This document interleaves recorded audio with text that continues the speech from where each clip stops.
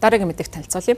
Samsung-ийн гэр бүл 8 тэрбум $8 өв залгамжлын татварыг төлсөн байна. Өмнөд Солонгосын аврах том корпорац болох Samsung Group-ийн ард байгаа гэр бүл 12 их найд вон буюу $8 шилжүүлвэл 8 тэрбум $8 өв залгамжлын татварын төлбөрөө төлж дуусгаснаар тус улсын түүхэн дэх хамгийн их дүнтэйгээр өв залгамжлын татварыг төлсөн хэрэг болсон байна.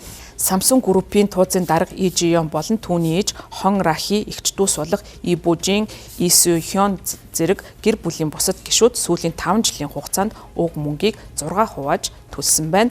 Энэхүү төлбөр нь тус компани 2022 оны 10 дугаар сард нас барсан тууцын дарга Lee Kun-hee-гийн үлдээсэн өв хөрөнгөтэй холбоотой юм байна. За Samsung бол өмнөд Солонгосын хамгийн том чибол буюу гэр бүлийн өмчит бизнес бөгөөд электроник, хүнд үйлдвэр, барилга, санхүүгийн үйлчилгээ зэрэг салбарт үйл ажиллагаагаа явуулдаг. За Lee Kun-hee-гийн хувьд хувьцаа, үйл хөдлөх хөрөнгө, урлагийн цуглуулга зэрэг нийтдээ 26 их найд вооны өв хөрөнгийг үлдээсэн байна. За тухайн үед бол гэр бүлийнхэн татвар төлөх нь иргэний зүй ёсны үүрэг гэж мэдэгдэж байсан. За Samsung Group нэм гарагт эцсийн төлбөрөө хийгдснээ баталгаажуулсан. За төлсөн татвар нь тус улсын 2024 оны өв залгамжлын татварын нийт орлогоос 1.5 дахин их байгаа юм.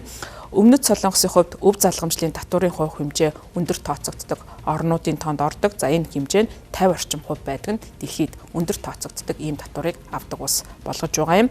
Энэхүү татварыг төлөх үйл явцыг хөрөнгө оруулагчид анхааралтай ажиглаж байсан. За учир нь татварыг төлөх хэсэг нь Lee-гийн гэр бүл Samsung Group-ийн удирдлагын хяналтыг хадгалахад нөлөөлөх байсан. За тийм учраас энэхүү үйл явцыг ажиглаж байсан. За Lee Kun-hee-гийн өв хөрөнгийн нэг хэсэг болох Pablo Picasso, Salvador Dali зэрэг уран бүтээлчдийн зурсан уран бүтээлийн цуглуулгыг Солонгосын үндэсний музей болон бусад соёлын байгууллагуудад хандуулсан. За Bloomberg-ийн тэрбумтны индекс дурдсанаар Lee-гийн гэр бүлийн нийт хөрөнгө нь 45 тэрбум $8 байгаа юм байна. За дэлхийн хиймэл оюун ухааны салбарт сүүлийн үед компьютерийн чипний хэрэглээ нэмэгдэж байгаатай холбогдуулан Samsung Electronics компани хөрөнгийн зах зээл дээрх үнэлгээ өссөн. За үүнтэй холбоотойгоор Lee-гийн гэр бүлийн хөрөнгө өнгөрсөн жил 2 дахин өсөж нэмэгдсэн байна. За Samsung Group-ийн хувьд компьютерийн чип үйлдвэрлэлээс гадна дэлхийн хамгийн том ухаалаг гар утас үйлдвэрлэгчдийн нэг, телевизорын томоохон үйлдвэрлэгчдийн нэг юм байна. За тус Group-ийг